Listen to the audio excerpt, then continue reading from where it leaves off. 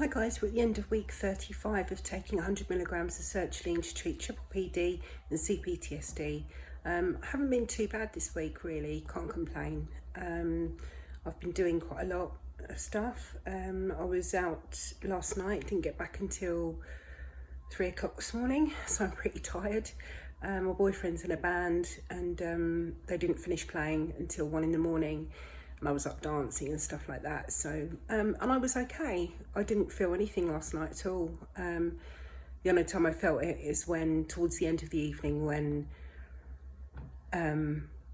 it got darker, they started to dim the lights a bit and there was more and more people on the dance floor around me, so I became a bit disorientated. But other than that, I was fine.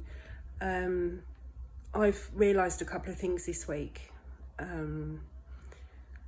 2 days ago I spoke to my friend who lost her mum some years ago now, but it was her mum's, it would have been her mum's birthday the other day when I phoned her, and I didn't realise that, and she sounded really upset. I said, what's wrong? She said, oh, it would have been my mum's birthday, and she just started crying. And I said to her, do you know what, I wish I could cry. But I've realised that I'm crying through my body. So I think there's 3 things going on here. I think that my body sort of giving me chest pain and dizziness is, I think the message is that I need to cry, I need to grieve my mum. And the dizziness has just been overload and anger. And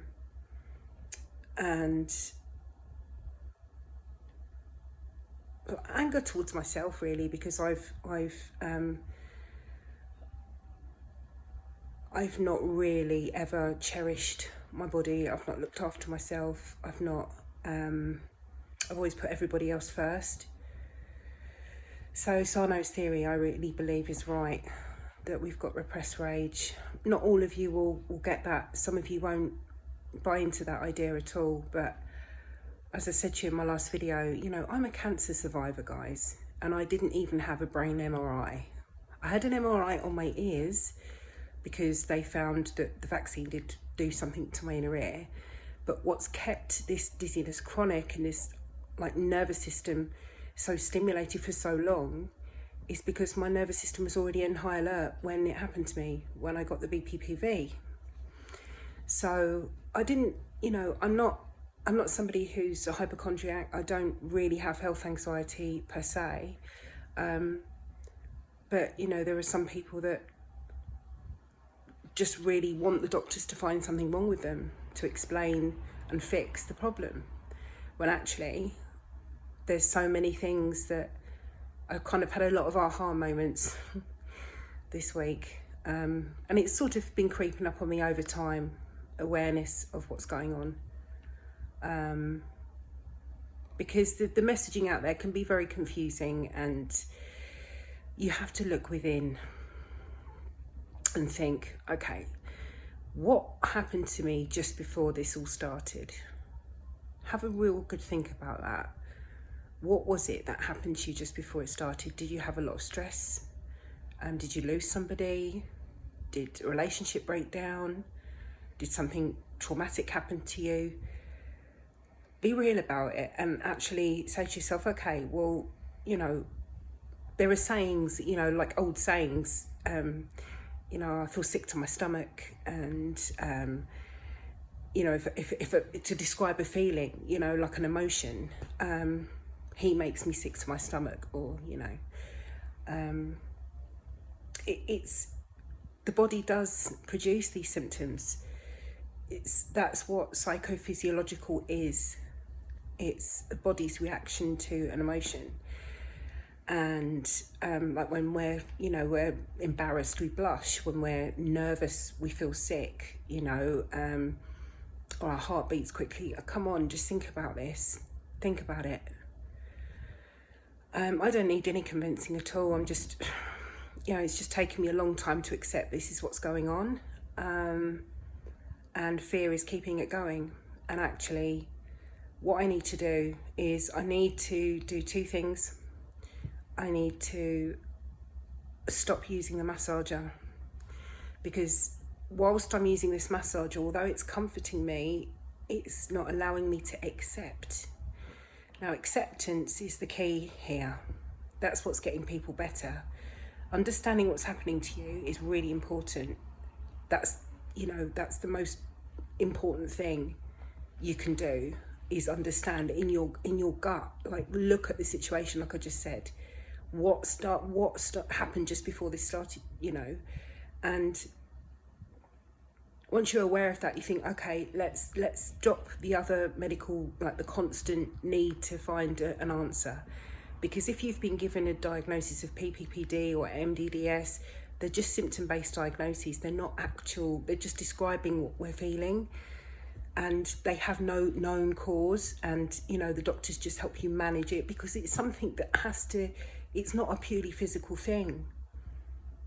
It's something that has to come from within. We have to calm ourselves down to stop these physical sensations from happening. So I get that.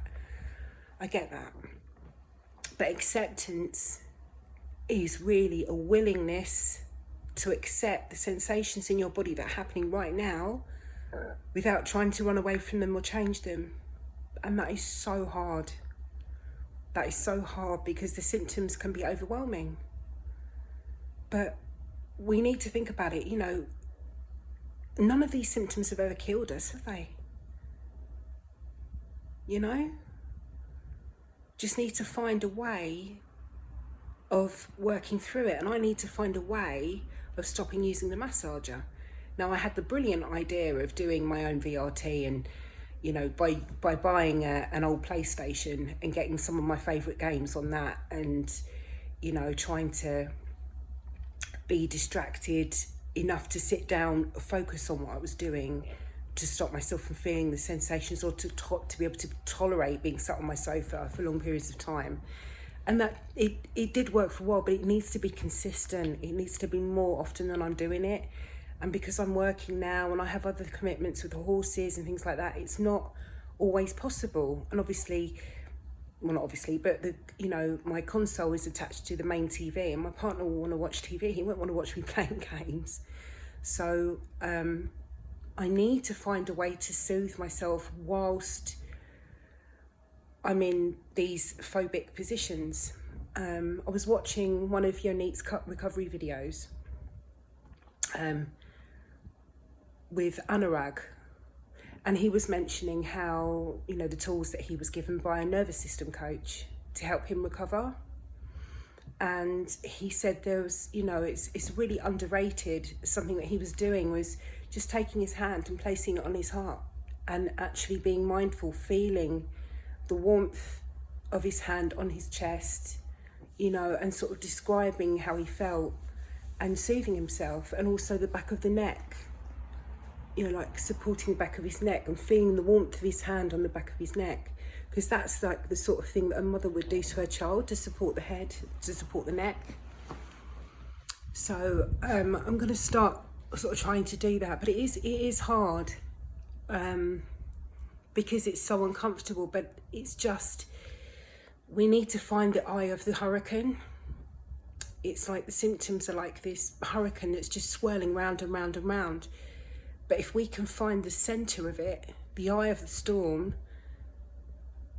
you're not touchable. So it's getting to that point where the symptoms can exist but not bother you. And that's what I need to work on. I need to get rid of this blooming massager. I've got a massager everywhere. I've got one in Margate, I've got one here, I've got one upstairs where I do my makeup in the mornings, I've got one at work. I think what I need to do is, when I'm at work, try to not use it there. But then I know what will happen. My brain will say, okay, so the work chair's safe, but the sofa isn't. And the sofa at home is my biggest problem, because that's where I had my first panic attack after the dizziness started. So my brain has just sort of said, no, this seat is dangerous and I'm just going to give you a vibrating body all the time and chest pain. And that's what I feel. I don't feel dizzy when I'm sat here. My phobic response is literally just like pins and needles, skin crawling, like a pressure in my chest. It's just really uncomfortable. But I have to make it comfortable. I was watching an interview with that Yoni did with Dr. Howard Schubner, and he was saying, it's completely possible that we can teach our brains to actually like things that aren't very nice. He said, if that wasn't the case, then no one would drink coffee, or eat dark chocolate or olives, and some things. You think about it. When I first tried a black olive, I was like, let's just spat it out. No, I love them. It's little things like that, that you can sort of say to your brain, actually, no, this isn't disgusting, this is really nice. So it's kind of that idea that he was suggesting, that, you can make peace with the symptoms and teach your brain that you're safe. So it's a lot of work, isn't it, guys? And it's probably the hardest work I've ever had to do. But now, just speaking to my friend the other day, going back to that, I've lost my mum too, but I'm not crying for her. My body is screaming in pain instead. And I can't do anything to change that she's gone. So all I can do is learn to feel the emotions and let that out. And think about the things that I'm avoiding doing and do them, but in a safe way, and being kind to myself while I'm doing it. So that's that. Anyway, I hope that's some food for thought for you. On the medical side, because I am on HRT, as you know, I've got another 2 patches left, or 1 patch after tomorrow, 1 patch left. So I'm up for a review now. I've now been on HRT for 3 months.